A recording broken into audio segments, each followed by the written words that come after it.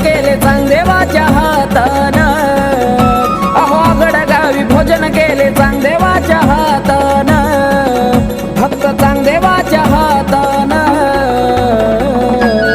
ये मुक्या बाळाला वाचा फोडली माझ्या भैरवनाथन, मुक्या बाळाला वाचा फोडली माझ्या भैरवनाथन. भैरवनाथ